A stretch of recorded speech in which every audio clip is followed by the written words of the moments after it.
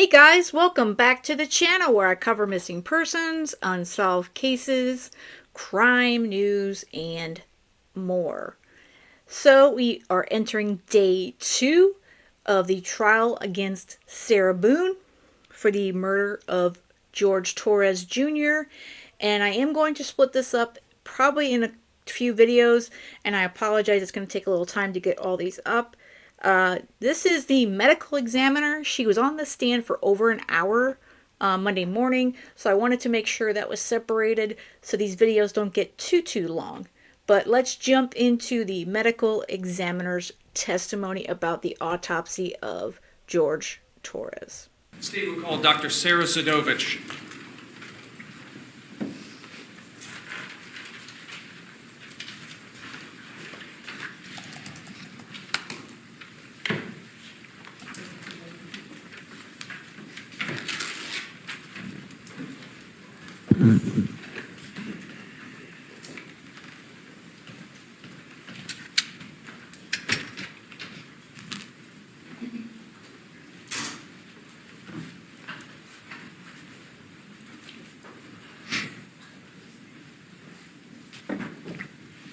Affirm that the testimony you should give shall be the truth, the whole truth, and nothing but the truth, so help you God. Yes, thank you. Good morning, doctor. Could you please state and spell your name for the record for us? Sara Zydowicz, Sarazydowicz. Thank you. You may inquire. Good morning, ma'am. Morning. Can you tell us, what do you do for a living? I'm a forensic pathologist. And who do you work for? I work for Orange County. We cover Orange County and Osceola County. And how long have you been a forensic pathologist? I've been at this office for about 12 years, and then 1 year in Tampa, so about 13 years. And what type of educational background do you have to be a forensic pathologist? So I have a bachelor's degree in kinesiology from the University of Wisconsin in Madison. I went to medical school in Kansas City, Missouri. After that, I went to Cleveland, Ohio to do a 1 year rotating clinical internship. After that, I went back to the University of Wisconsin. I did my residency in anatomic pathology and clinical pathology. I have 2 fellowships or subspecialty training. One is in cytopathology from Northwestern University in Chicago, and then I did my forensic pathology fellowship in Tampa. Is continuing education something that you must maintain in order to hold your position? Yes, I have to do continuing education for my board certifications, which is in anatomic pathology, clinical pathology, and forensic pathology. And I also have to do separate continuing medical education to maintain my medical license for the state of Florida. So tell us, what are your duties as a medical examiner?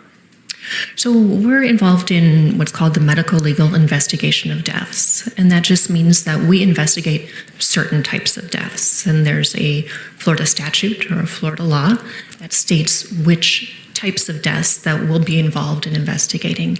And in general, they're deaths that are not natural. So accidents, suicides, homicides, or deaths that are natural but maybe unexpected. Those are the types of cases that we're involved in. And again, that Florida statute lays out exactly which types of cases that we'll be involved in. And the reason we're involved in that is our goal is to determine cause of death and manner of death in those individuals that we're investigating. Could you tell us what an autopsy is, generally speaking? So an autopsy is also called a postmortem or after-death examination. And there are kind of 2 main parts to it. The first part is what's called an external examination, which is just as it sounds. So that's making observations about an individual. So hair color, eye color, height, any sort of unique markings like scars or tattoos. And at that time, we're also looking for any external signs of diseases or injuries.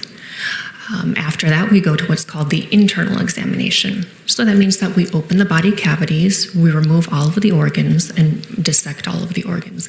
And again, as we're doing that, we're looking for any signs of diseases or injuries that might help explain why that person died. And we can also add ancillary tests or other tests, so things like toxicology, microbiology. It's a little bit dependent on each case, but we have options for other testing as well. Can you tell us what is the cause and manner of death, and is this something that you document? Yes, so cause of death is either a disease or an injury that ultimately results in an individual's death. Right? So it's very individual and unique to that individual.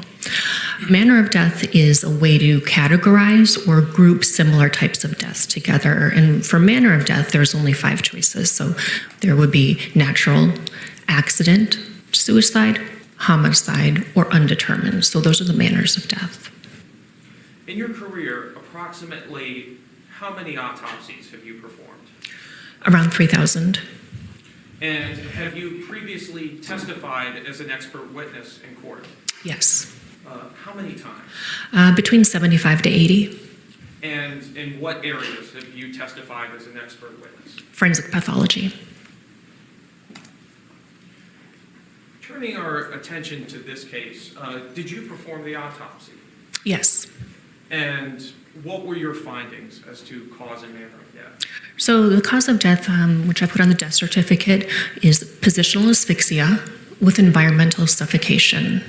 And the manner of death I classified as homicide. Now, when you perform your autopsy, what information do you have at the time that you begin that examination? It's incredibly variable. I can have a lot of background information. Sometimes I have none. It just depends on the particular case. In this case, what information were you provided ahead of time? So the information that I had was that the decedent was with his girlfriend, and at some point in time in the night, he got into a suitcase, which was then zippered shut. At another point at time, I believe she went to bed, and then the next morning discovered that he was still in the suitcase. And I think that was in about an 11-hour time frame from the information that I had. You mentioned asphyxia. Can you explain for us what asphyxia is?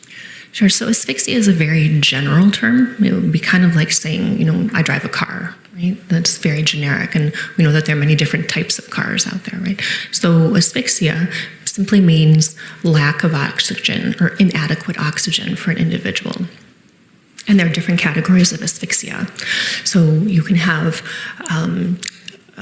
suffocation, which just means that there's obstruction of the airways. So that could be smothering, that could be somebody choking on a piece of food, or maybe just being in an environment where there's not enough oxygen in the air to sustain that individual. There's a category called strangulation. That would be compression of the neck, either blood vessels or airways. There's another category called mechanical asphyxia. That can be when the body is in an unusual or abnormal position where the actual mechanics of breathing can't occur. So that can be the position of the body, or it can be, like, let's say if a heavy object fell on somebody and you simply can't breathe because of the weight of that object. That would be a mechanical asphyxia. And then there's drowning. That's a different type of asphyxia. And there are a couple of other categories as well that are much less common. Is there a most common type of asphyxia? The most common would be ligature compression of the neck. So that would be like an event, a hanging. That would be the most common that we would see. You also mentioned environmental suffocation. Could you tell us a little bit more what that means in more layman's terms? So that just means there's not enough oxygen in the environment that the person is in. You could think of somebody who's in an enclosed space where there's a fixed amount of oxygen. So as that oxygen is, as that person is breathing, they're using up all the oxygen. And once it's gone, there's no oxygen left. Or you could think of maybe people who are, climbing Mount Everest. There's not as much oxygen up there, and that's why they have oxygen tanks. So it just means that the amount of oxygen available in the air around that person is not enough to sustain them. In this case, what can you tell us about how long Jorge Torres was in that suitcase? There's not a really good way for me to give you a time frame as to how long he was in that suitcase. Again, because there was both the component of positional asphyxia, being in an unusual position for a period of time, and then also the environmental suffocation component. Because within that suitcase, certainly there's going to be oxygen, but it's not going to be the same as if you were sitting in a room like this.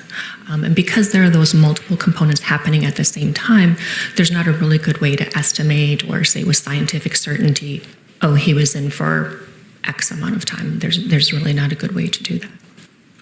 How about, is there any good way to approximate or determine the time that Jorge Torres died?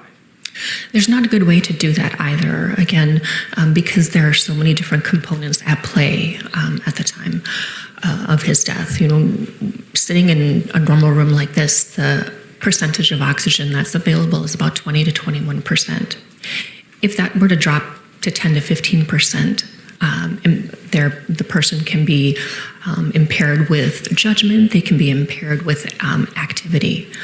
Once that percentage drops between 8 to 10%, most people will lose consciousness. And at a percentage of 8% oxygen or less, that's when we would expect the death to occur. And so again, there's not a really good way to measure the amount of oxygen that would have been available to him in that suitcase, in addition to the fact that he was in an unusual position. What position were you able to determine he was in that suitcase? I wasn't able to see what position he was in. By the time that our medical legal death investigators were at the scene, he was already removed from the suitcase. Based on some of the findings, I favor that he was most likely in like a fetal type position. So knees flexed, arms flexed, and the head most likely flexed forward. But again, that's from my findings. I didn't see what position he was in. What side of his body would he be resting on in this fetal position? That's most likely his left side. However, I do say the caveat that some of the findings are dependent on time, meaning that, if that suitcase had been moved or flipped over, that could be different than what I'm seeing at the time of my examination. Tell us, what is skin slippage? So after death, the body goes through a series of progressive changes. And one of those changes is skin slippage. And what that does is it tells me that that person is a little bit further away from the actual time of death. So it's not something that's going to occur immediately after death for most people. It's something that would occur a little bit later on in that process of changes that happens after death. And tell us, what is rigor mortis? So rigor mortis is also called the post-mortem stiffening of muscles. And again, that's one of the changes that occurs after death. Most of the times that will occur before we see skin slippage. But these changes are very variable from individual to individual, and it also depends a lot the environment the person is in. So for example, those changes that we're going to see happen more quickly in a warm environment. Somebody who maybe is engaged in a physical or violent struggle, those changes are going to occur more rapidly. And then it also depends on the person themselves, their relative size, their relative health. Those things can all impact the changes that we see after death. How does skin slippage and rigor mortis inform your findings about how long Jorge Torres was likely in that suitcase? So again, the time frame that I had was about 11 hours, just from the last time that he was known to be in the suitcase versus the time that he was found. So I'm basing it off of that. So about an 11-hour time period. When I did my examination, the rigor mortis was already dissipating or leaving. Also, there was some skin slippage. And so if he had not been in the suitcase, if he had been out of the suitcase, I would not expect that advanced amount of change. It's compatible with him being in that suitcase for a longer period of time. It would have been warmer. And also if he had been, struggling to get himself out, engaging in that physical activity, those are things that are going to accelerate or speed up that process. So my findings at the time of the examination are compatible with that 11-hour time period or, somewhere around there. Additionally, did you note any injuries to the body of George Torres? Yes. These injuries that you noted to the body of George Torres, did you document them on what's called a body chart? Yes, the diagram on a body chart, and we also take pictures as I'm going through my examination.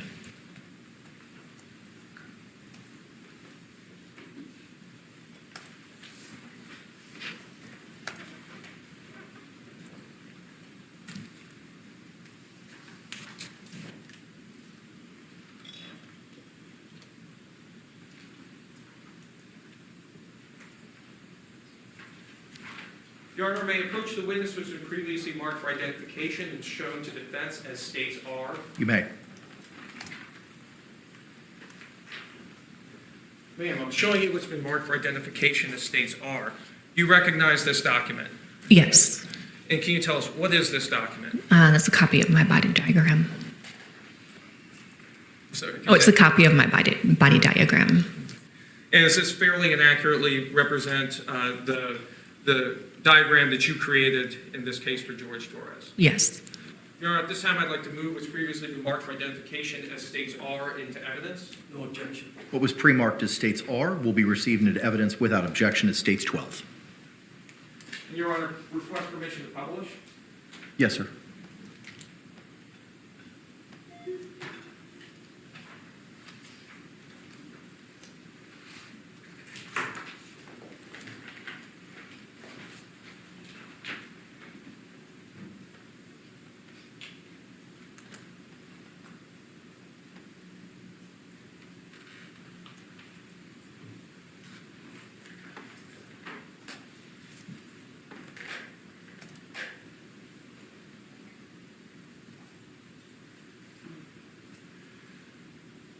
So, ma'am, on this body chart, can you describe for us and point out what was the first blunt impact injury that you identified?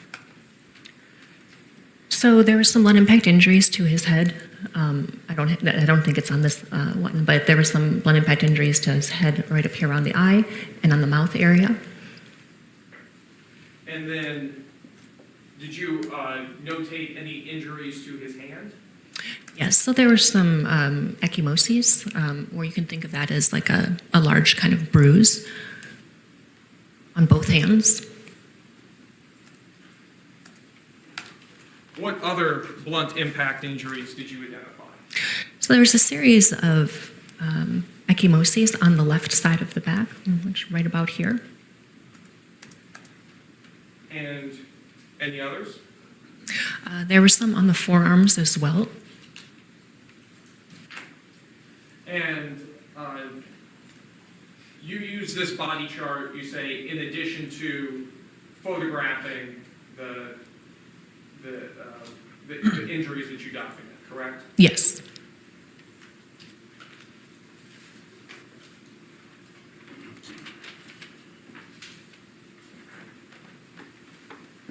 As part of your examination, and I believe it's on the body chart itself, do you document the height and weight of the person as well? Yes. And what was the height of Mr. Torres in this So, case? yeah, so technically for us, it's length. Height is the measurement that's taken while someone is standing. So his length was 62 inches, and his weight was 103 pounds. In regards to these blunt impact injuries, how is it that you come to the conclusion that these injuries were the result of blunt impacts? So these are typical wounding patterns for blunt force trauma. And when I say blunt force trauma, that can mean something striking a part of the body, or on the other hand, it can be the body striking an object. And that causes injury to the skin, to the soft tissue, and sometimes the deeper tissues, depending on how severe or how strong that blunt force trauma is.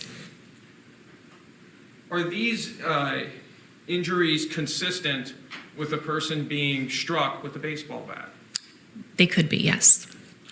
Are they consistent with a person being pushed down a flight of stairs? They could be, yes. Can you say whether or not these injuries occurred while George Torres was in the suitcase? No. Why is it that you cannot say that? So all of these injuries seem to have occurred around the same time, meaning that they're relatively acute or new. They're not things that are healing or something that happened last week. So they all occurred around the same time. But you can't really look at a bruise or a contusion and say, oh, that happened 2 hours ago. There's not a good way to do that. Are these injuries consistent with them occurring while he was inside the suitcase? Yes, they could be. As part of your examination, do you also check the toxicology of George Torres? Yes. And is that something that's pretty standard in any autopsy? Yes. And what were the toxicology results for George Torres? So there was a blood alcohol level of 0.139 milligrams per deciliter, and there was also caffeine and nicotine detected as well. That level of alcohol, is that over the legal limit in the state of Florida to drive? Sure. So for driving under the influence, that's a 0.08. So that is higher than that. What does that alcohol level at the time of your autopsy tell you about George Torres's level of impairment 11 hours earlier? So I don't necessarily know that it was 11 hours earlier, but it was at the time of death, at or near the time of his death. That's what the blood alcohol level was. So at that level, everyone reacts a little bit differently to alcohol, and some of it has to do with whether or not somebody is accustomed to drinking alcohol or if they've never had alcohol. So you can develop tolerance. But at that level, there's going to be impairment of judgment. There can be impairment of motor skills. There can be slurring of words. Something that's called disinhibition or lack of inhibition. And again, it's really variable from person to person, but those are the common things that you would see at that level. Would that level of alcohol impair the ability to problem solve? It can, yes.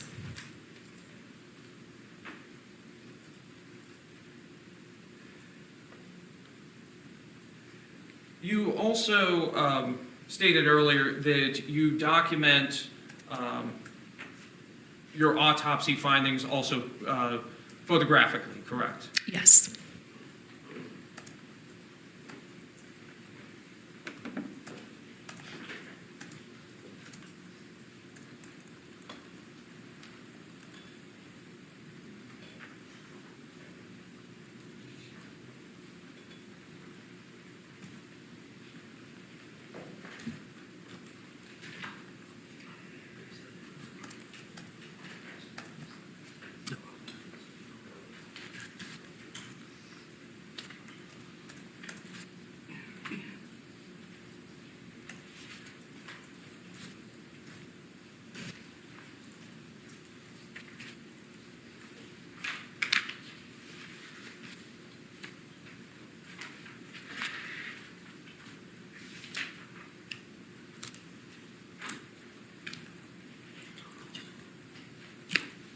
Your Honor, may I approach the witness who's been marked for identification as States Q and been shown to defense? You may. Ma'am, I'm showing you what's been marked for identification as stage Q. Could you take a look at this composite of photographs to yourself and then look up once you're finished?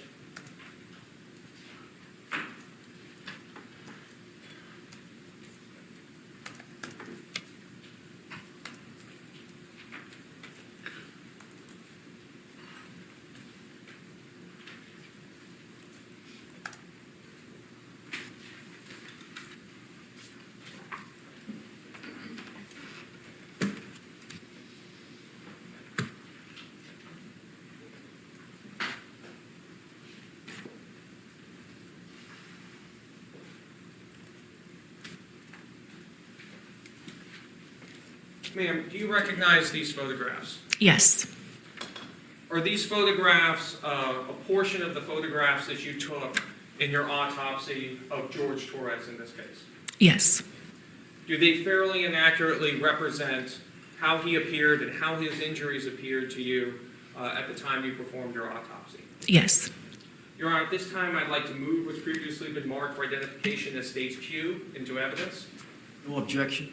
What was pre-marked as states Q will be received into evidence without objection as states 13. And Your Honor, request permission to publish. You may do so.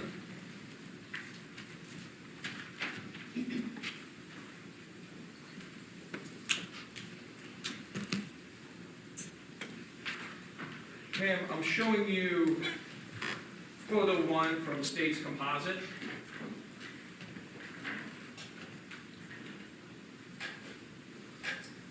Tell us, what is this a photo of?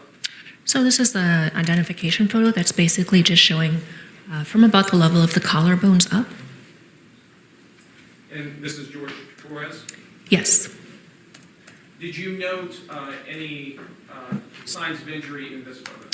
So there's some ecchymoses around the left eye. This picture, it's a little bit hard to see, but I think there's another one coming up. There's also an area of ecchymoses up here on the left side of the forehead with also some swelling associated with that. The lips have some contusions and small lacerations. And then on the left shoulder here, you can see a little bit of some ecchymoses here. Or again, ecchymoses are kind of like big bruises.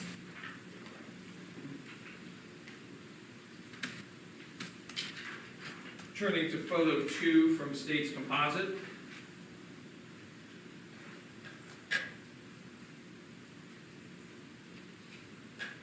What are we looking at in this photograph? So this is his right arm near the elbow.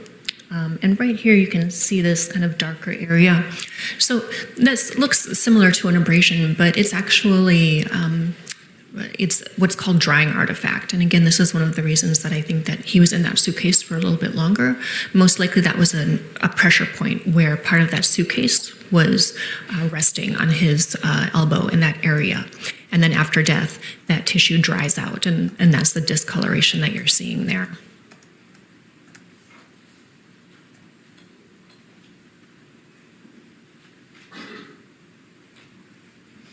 Turning to States 3 from the composite. So here you can see a little bit better. I don't know if you can get a feeling for this, but this area is what we call edema or swelling. So this whole area is edema. It's a little bit discolored, so ecchymosis. And then again, really at the corner of the eye here, you can see that darker discoloration. And so those are injuries from blunt force trauma.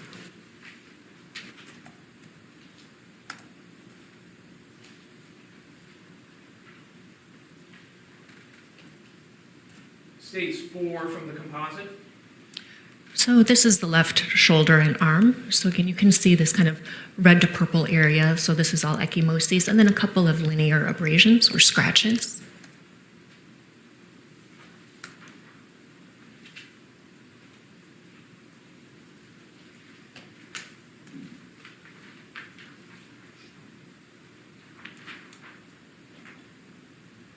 States 5 from the composite.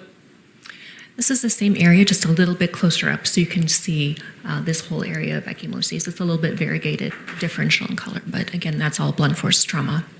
And what part of the body is this we're looking at? This is the left shoulder.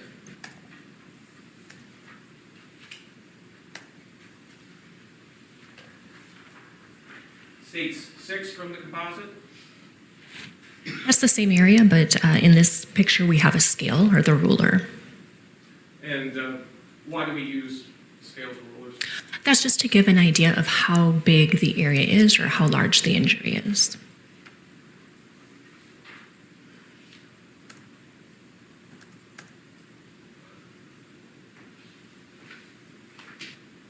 States 7 from the composite. So this is the left forearm and hand, and you can see the area right here that's a little bit red to purple, and then also right here on the left hand, right here and here. Those are all areas of ecchymosis, again, blunt force trauma.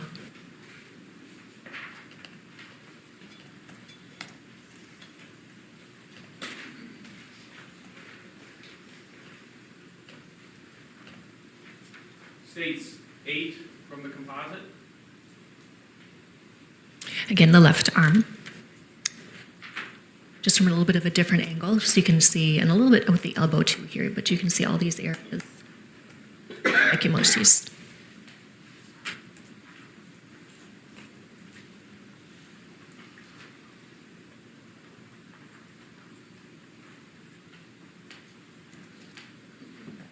States 9 from the composite. And now looking at the left hand, a little bit closer up, so you can kind of see a little bit better these areas of ecchymosis.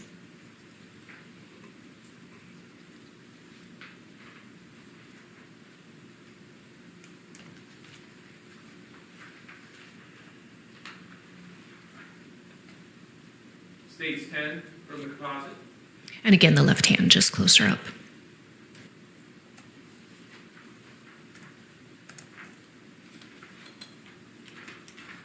States 11 from the composite.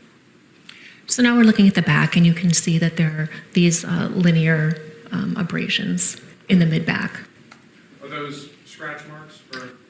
They could be scratch marks. They could also be blunt impact, more of just a straight-on blunt impact, especially being in that suitcase if there are objects in there. What is the discoloration that we see around his shoulders and then and some other spots on his back as well? Sure. So you're talking about this area? Yes. So that's called livor mortis or lividity, and that's one of the changes that we see, again, after death. And basically what that is it's postmortem, after death, settling of blood in the blood vessels. And so it's dependent on gravity, and it's dependent on the person's position. So what I mean by that is we're seeing it on his back because after the time of death, at some point in time, he was more positioned on his back. And the areas that are lighter, that's because for a couple of reasons. It could be the position of the body, meaning that it's not in the gravity-dependent position, or there could be something pressing on it. So either one of those.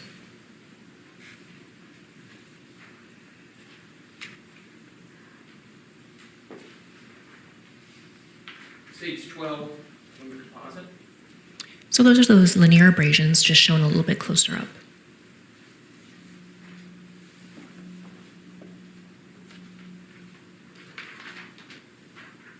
States 13 from the composite.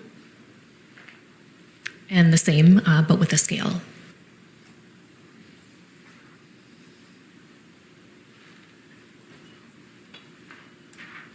States 14 from the composite. So now you're seeing the left side of his back and also the back of his left arm. And you can see these areas here of ecchymosis, and these are a lot darker than some of the others that we've seen. One of the things that I did is I looked underneath the skin in these areas because they're so much darker and so much more dense. So I wanted to see if there was injury of the deeper tissues. So these areas are associated with hemorrhage or bleeding into the skeletal muscle, so the deeper tissues. And so that's just indicating more force applied to that area. And When you did your internal exam, did you examine this area and did that inform your findings? Yes.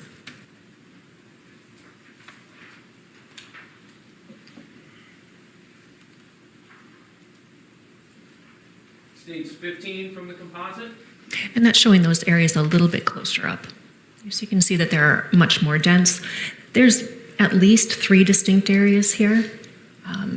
There could be more than 3 impacts, but there's at least 3 separate ones that can be seen.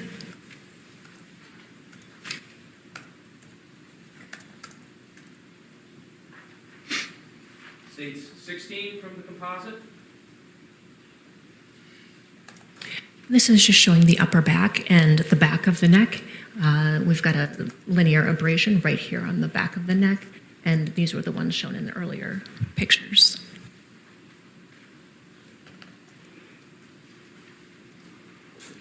And states 17 from the composite. And this is just showing the same area of the back and the back of the arm, but just at a different angle. So we've discussed and seen evidence of many different injuries. In total, how many blunt impact injuries did you identify? I can't give you an exact number. Again, you can have multiple impacts in a very close area, so it can be hard to discern each one. They can overlay each other, or they can be so close to each other. But at least 5 to 6, most likely more than that.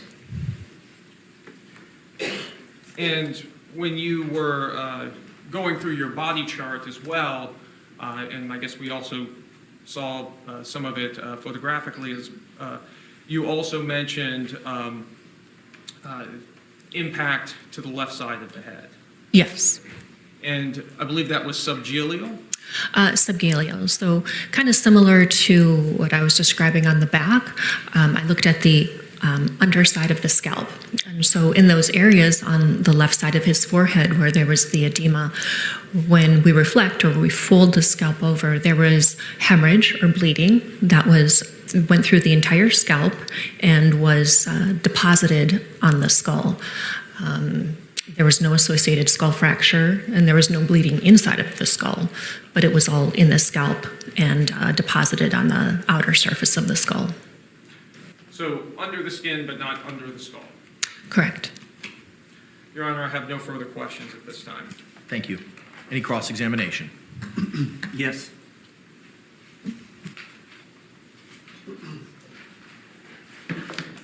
Doctor, good morning. Good morning. My name is James Owens, and I'm one of the lawyers that represents Sara Boone here today. And I've got a few questions. Can we first talk about the toxicology? Yes. The alcohol. You said you've done approximately 3,000 autopsies. And of those autopsies, how many years would that have been over that period of time? 12 years. Okay. So when you first got down here from Tampa, I think you were up in the Northeast, came down here to Tampa, that's when you started? Yes.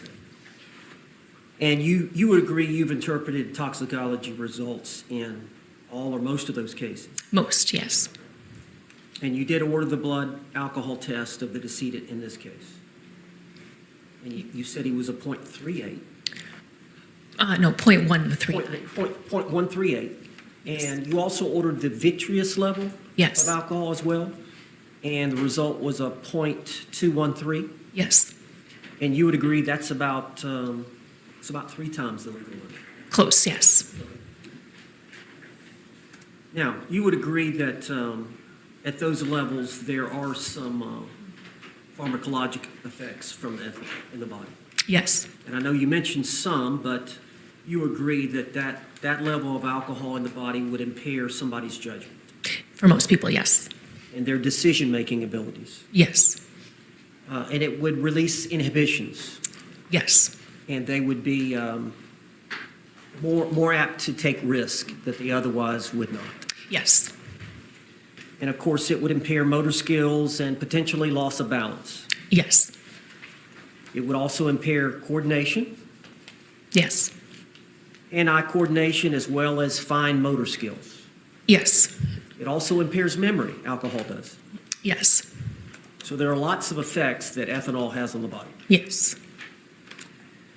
Now, you're aware in this case that Jorge Torres, the decedent, stepped into the suitcase under his own power in a game of hide and seek. That's how it was reported to me. Yes. Do you have any evidence to dispute that? No. Can you tell us when Mr. Torres drank the last drink he had prior to getting in the suitcase?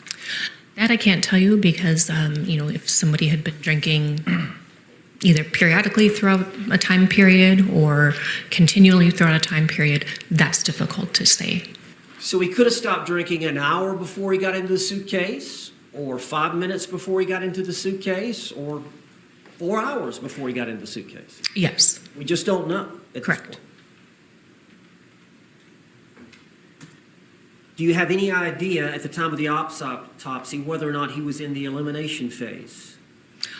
So Metabolism. he was in the metabolic phase, yes. The elimination phase is what I refer to it as, but Yes. okay. All right, now I want to talk about time of death determination. It's fair to say that you did not go to the scene that day that Mr. Torres was found. No, a medical legal death investigator from our office went to the scene. So there was an investigator with your agency named Ashley Hammermeister Yes. that went to the scene, Yes. and she would have prepared a report. Yes. And you would have reviewed that report. Yes.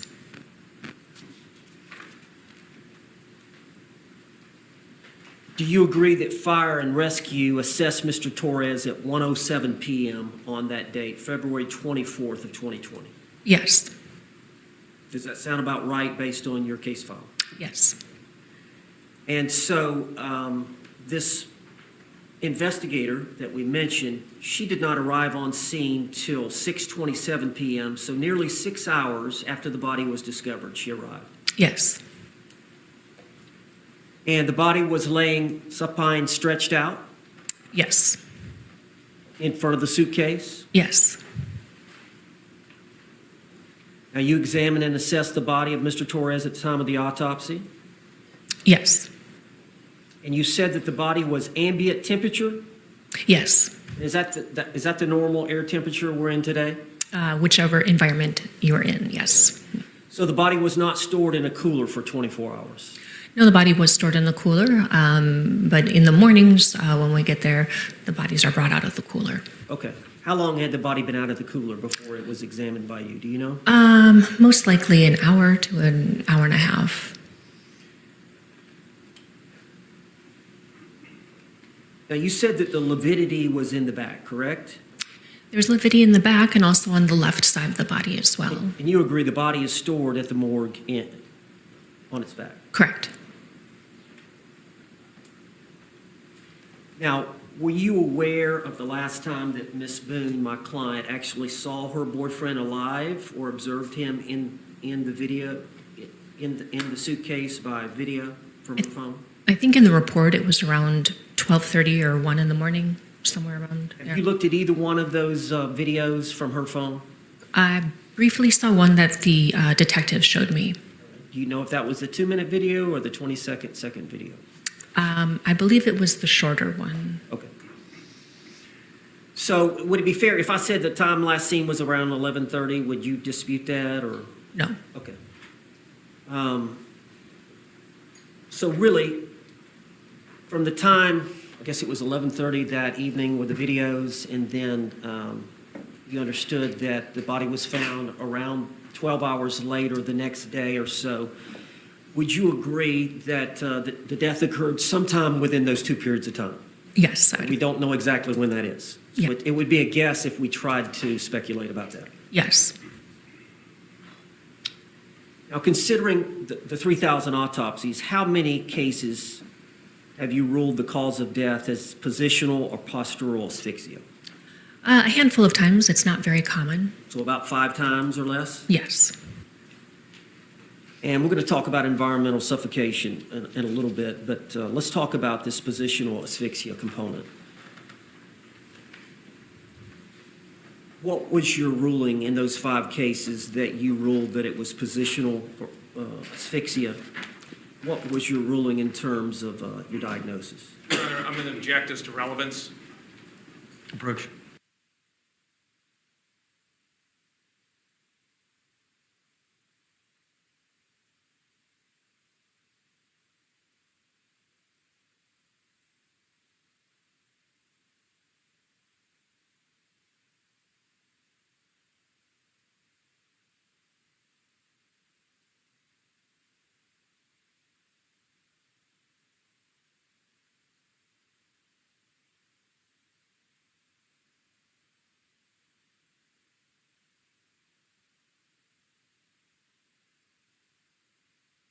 The objection is sustained. Doctor, you're familiar with Dr. DeMaio, Vincent DeMaio's textbook of forensic pathology. Yes. Would you agree that that's authoritative? I'm sorry? Would you agree that's authoritative, a well-accepted book? Yes.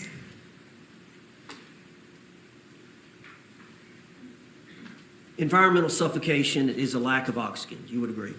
Yes. Now, how many of those cases of the 3,000 that you've done where you found environmental suffocation? Probably 2 to 3. So very few? Yes. In a positional asphyxia case, that's kind of an example, like you get stuck in a hole and as you breathe, you sink deeper into the hole, or it tightens. It can be anything that impairs the actual physical aspect of breathing. So that could be if the neck is flexed very much forward, so that way cutting off the air supply up towards the top of the head. That could be something compressing around the torso, so not being able to take a full breath. So those are examples of Or another example may be falling out of a tree stand and getting suspended upside down, yes, where the majority of the blood gets in the top half of the body. yes. Would you agree in those type situations that the deaths occur fairly quickly, usually within an hour? They can. It depends, again, on the situation. Now, you said Mr. Torres was 5'2" and 103 pounds. Yes. Do you know how big the suitcase was that Mr. Torres was in? I don't have the exact measurements with me. So if I told you the measurements, you wouldn't know one way or the other what they were? No, I think they were described to me, and I saw the pictures from the scene, and I was able to review crime scene photos to see what the actual suitcase was like. Okay. Do you know the crown to rump length of Mr. Torres? No. Did you do any demonstrative study on the suitcase to determine what kind of spacing he would have inside that enclosure?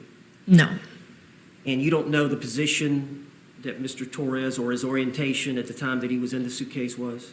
Again, I favor a fetal position, but again, I didn't observe him in the suitcase.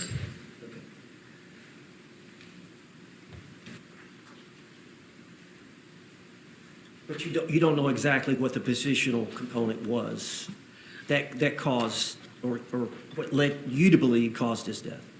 Correct. I mean, based on his stature and what the suitcase was, he would have had to have flexed at the hips and knees to be able to fit into the suitcase. So based on what you've said, you would agree you didn't know how much Mr. Torres would have been able to move and stretch his various extremities inside the suitcase, do you? No. So you would agree that his repositioning inside the suitcase would have been easier if he didn't have so much alcohol in his bloodstream? I don't know that I would agree with that. Excuse me? I don't know that I would agree with that. Well, you said his fine motor skills would be impaired by the alcohol. Oh, okay. I'm sorry. I thought you meant his ability to just move. To reposition himself inside this, that would be limited to some degree by the alcohol he consumed. It could be. I mean, that's not really a fine motor skill. But Okay. Or the use of his hands to unzip the suitcase would Sure. be affected by the alcohol that he had consumed. Sure, that could be. Okay.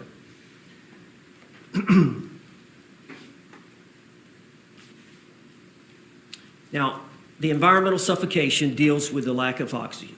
Yes. Correct? And due to that insufficient oxygen that we breathe in the air, so you essentially run out of the oxygen in the space. Yes. So I guess the years ago, how this sometimes would occur was a child would somehow get into an old refrigerator and it would be enclosed, so it was airtight, and eventually you would run out of oxygen. Yes. You would agree with that? Yes. And I think you said the normal makeup of air has about 20% oxygen? Yes.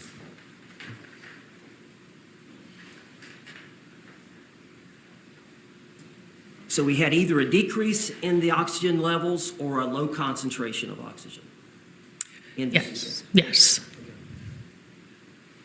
And also, keep in mind that while he's in there, every time he's exhaling, he's pushing out carbon dioxide. Okay, so again, whatever oxygen is there is most likely diminished because it is an enclosed space.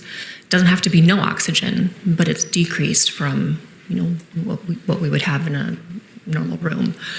But every time that he's exhaling, there's more carbon dioxide that's in that space as well. So that displaces any oxygen that might be there too. So what volume of air do we inhale and exhale in a normal breath at rest? Well, it depends. I mean, you can take a deep breath, you can take a shallow breath. It depends. And then there's also the rate at which people breathe. So that's variable. So if it was average, would you say 500 milliliters on average? Depends on the person. Well, would you agree that at rest, you take a normal number of breaths per minute of 12 to 14? That would be considered the normal range, yes. So 6 to 7 liters per minute Yes. at rest? Do you know the volume of room air contained in that suitcase? No, Do you know how porous the fabric of that suitcase was? no, Did you run any tests on the suitcase? no, Were you aware that the suitcase, the lock on it or the zipper on it was broken? The pull handles were broken? yes, I did know that. Do you agree if there is a portion of the zipper that's open, that air can travel in and out of that space? Yes, Do you know what the anticipated exchange of gases would be through that fabric? no, Do you know if, the suitcase was out in the rain and it rained, do you know whether or not rain or the liquid would pierce the interior? I don't know.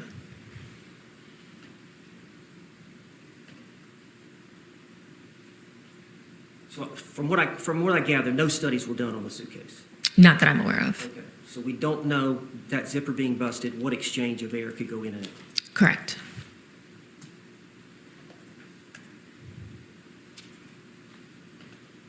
I think you said there are physiological effects once the value or percentage of oxygen is decreased from the norm.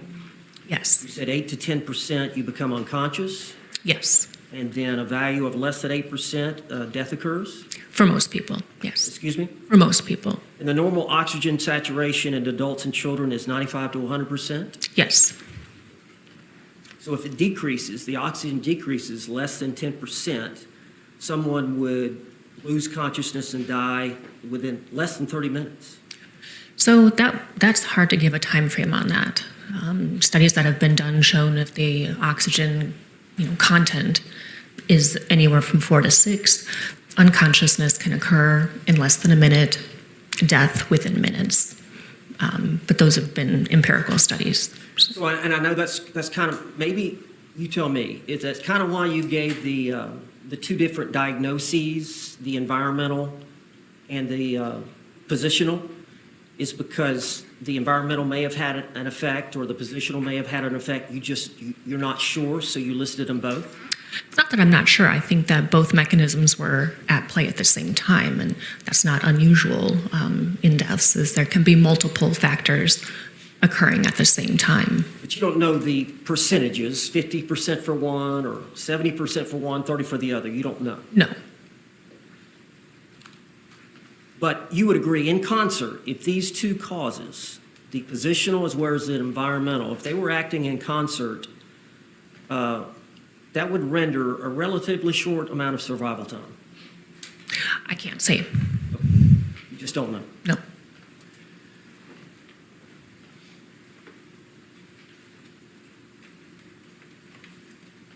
Now, we talked about these blunt force injuries, correct? Yes. Okay.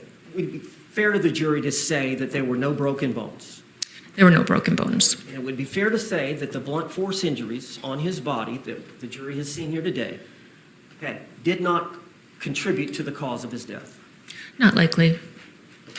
And I think you didn't put that anywhere in your report, that it No. did not, I included it in my report. I did not include it on the death certificate.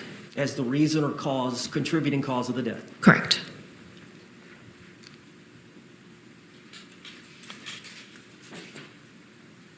Judge, can I put up a couple of those exhibits?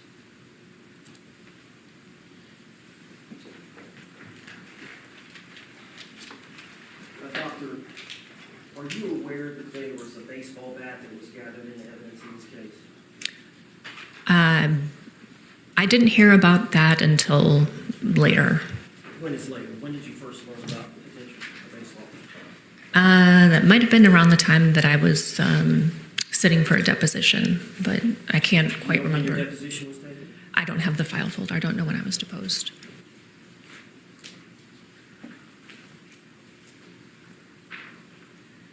I'm going to show you this exhibit. This is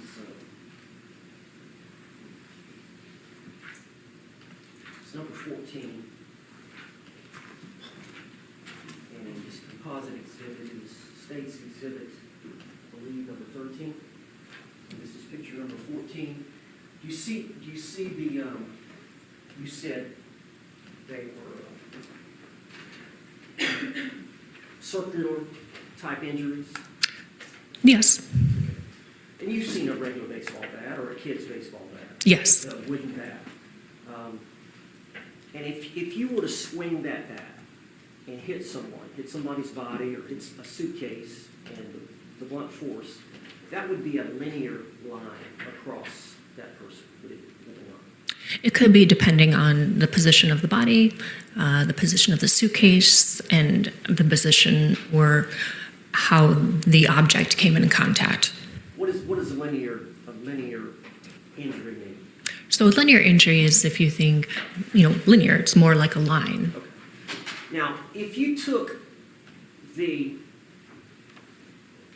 barrel of the bat, the very end of the barrel of the bat, and you poked into the suitcase with the barrel of that bat, would those spots there in this exhibit, is that consistent?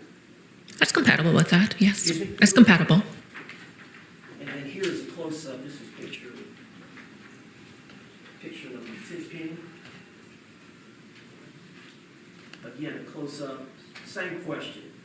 Would that be consistent with poking the suitcase, if he's in the suitcase at the time, thrusting the barrel of that bat, the crown of that bat, would potentially make those type injuries? Yes, it's compatible with that.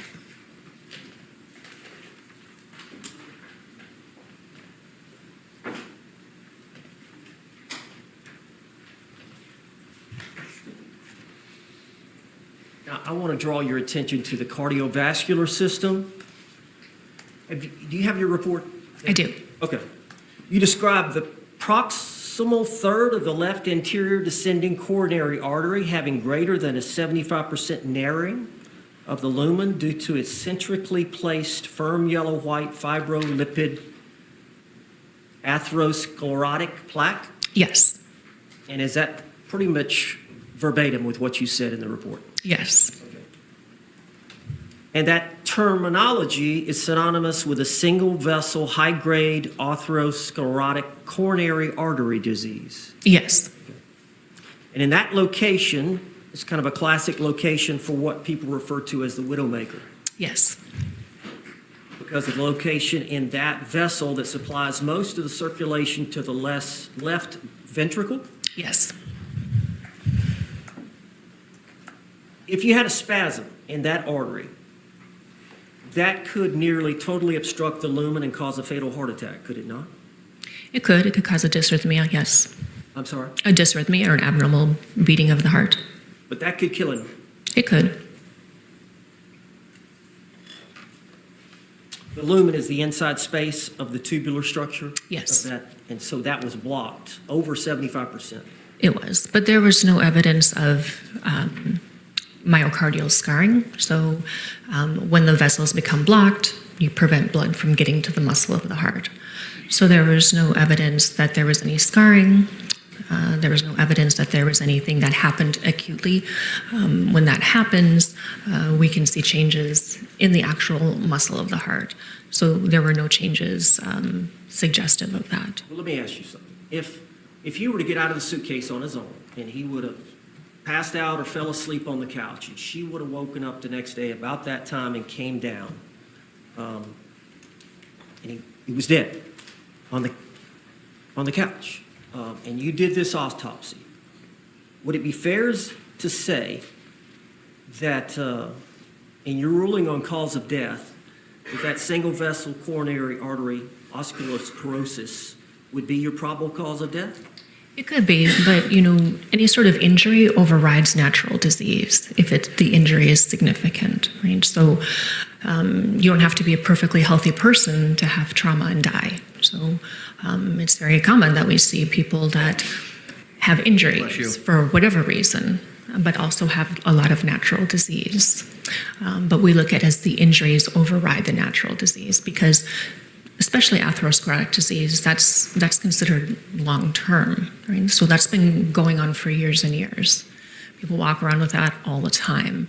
So what's different is that we have trauma, and so that overrides natural disease. And sometimes natural disease can contribute, but again, it depends on the individual. It depends on the circumstances. So absent the positional asphyxia or the environmental asphyxia, and he was dead, and you did the autopsy, it would be fair to say that you would determine this was a natural death from an isolated coronary heart disease, would you not? It would depend on the circumstances. And I can't speculate on this case because I know what I know about If it. you had nothing else, the widowmaker would have caused his death, or you would have to have assumed, having nothing else, that would have caused his death. I most likely would have given him cardiovascular disease. Now, this ethanol metabolism that we talked about earlier, and there's a question about you believing he was in the elimination phase, correct? Yes. Okay. Is it fair to say that Jorge Torres, the decedent, was in the elimination phase since the blood ethanol was below the vitreous value? Yes. Given the vitreous value was a 213, is it justified in saying the decedent's blood ethanol level was at least a 0.213 prior to starting the elimination phase? Yes.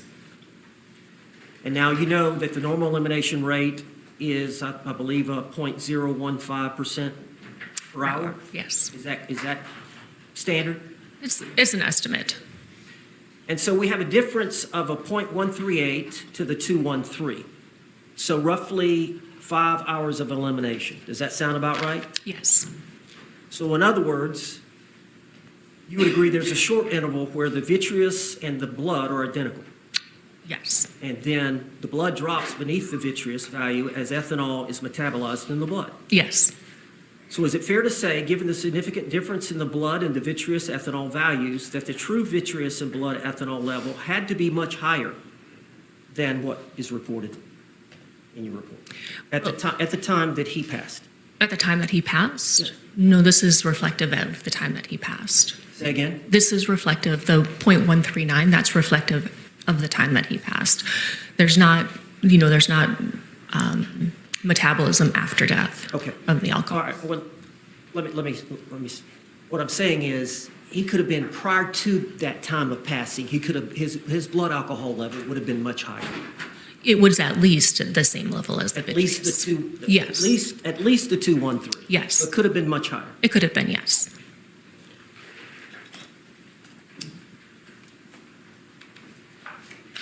Judge, if I could approach. Right. This is defense composite exhibit for identification. Jay? Has the state seen it? Yes.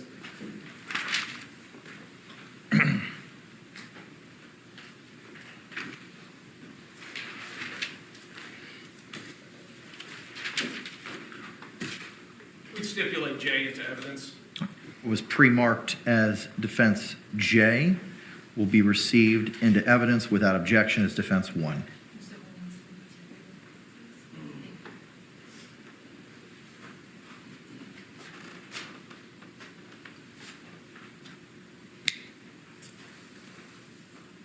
Judge, can I publish these? You may. Ma'am, there's 5 photographs. I'm just here from the autopsy. The first one is number 5. What does this depict? So that's the left hand. So you're looking at the outer surface of the hand, the knuckles, and the 3 of the fingers. That bruise there on his top of his left hand? Yes. Right, and the same for picture number 4. So that's the same, just a little bit further away and without a scale. And then here is picture number 3. So now you're looking at the thumb and the index finger? And then it shows some bruising on the hand. Yes. And here's picture number 2. So what you're seeing here is, from the scene, our investigators put brown bags over the decedent's hands, and that's, we collect evidence at the time of the autopsy. So at the scene, brown bags are put on the hands to preserve any evidence. And so that's why you're seeing this, because this is a picture that we take. We cut the bag open, and we take a picture to show exactly what the hands look like. You agree there's the bruising here? On Yes, the back of the there. hand, and also up around the knuckle area? Yes. The area of the fingers, and also on the section here? Yes.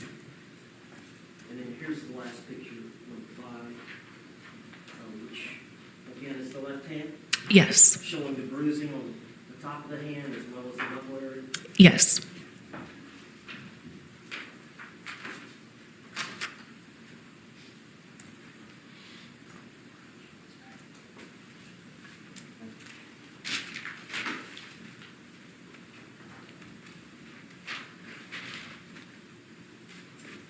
Thank you, Doctor. Any redirect examination? Yes, Your Honor. You may proceed.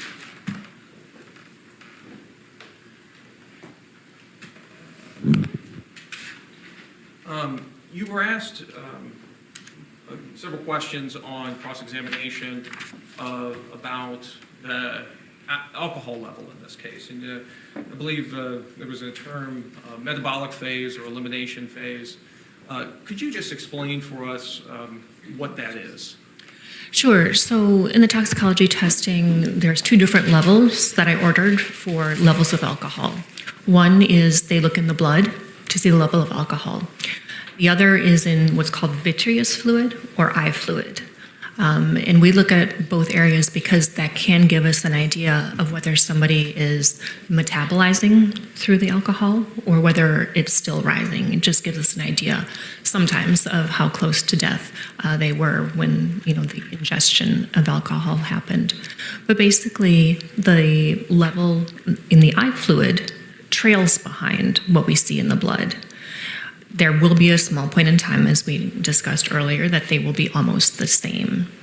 But you can just think of it as the blood alcohol goes up, and then a brief period of time later, the alcohol in the eye fluid will start to show. So again, it's just to give us an idea of whether somebody is metabolizing or whether they're still, the level is still rising, or if they're still, intaking alcohol. So the result in this case was indicative that Jorge Torres's level was coming down. Yes.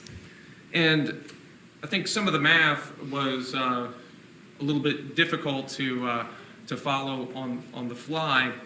But with that rate of dissipation, would it be fair to say that he would have been in that suitcase for approximately 5 hours, because he couldn't be drinking whilst in the suitcase, that we're seeing this rate decrease between these 2 levels?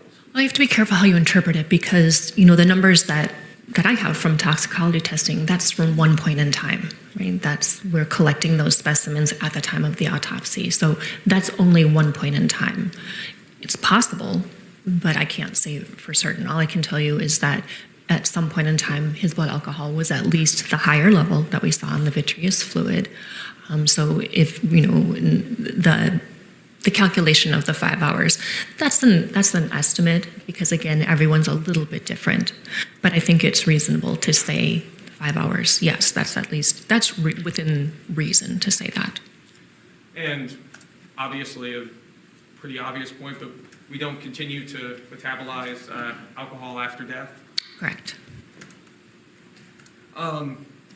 You were asked about studies or tests being performed on the Suitcase in this case. Correct.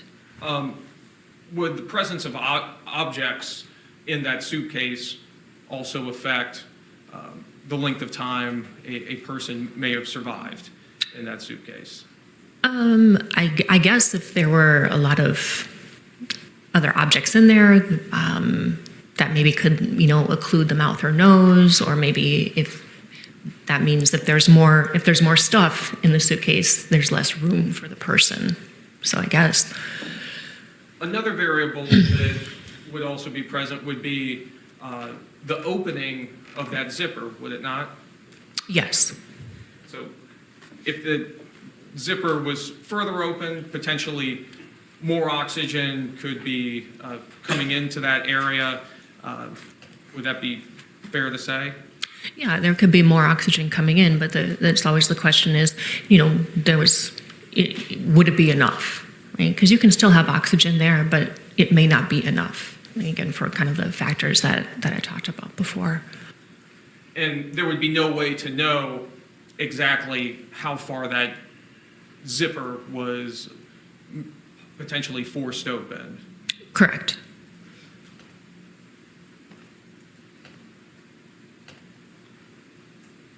I have no further questions.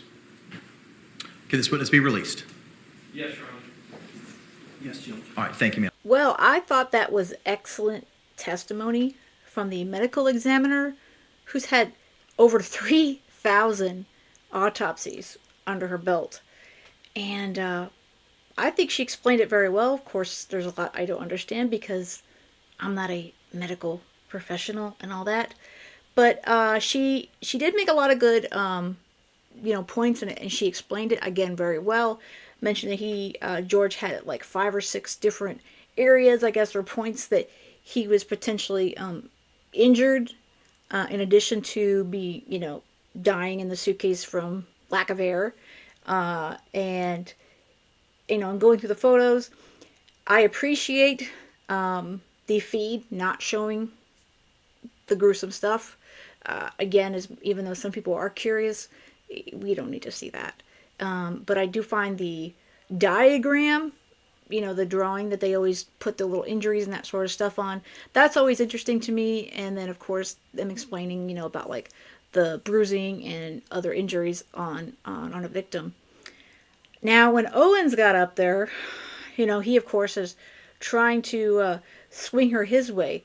It seems as though he decided to try to make himself an expert, I don't know, over the weekend or something, that he was some sort of expert on autopsies and injuries on Jorge Torres. But this whole questioning to her about, he had the heart disease and he could have died, the Widowmaker, and all that sort of stuff. And, what if he got out of the suitcase and he was on the couch and she woke up and he was dead on the couch? And, of course, he's trying to get answers out of the medical examiner from that. She can't answer that sort of thing because that's not what happened.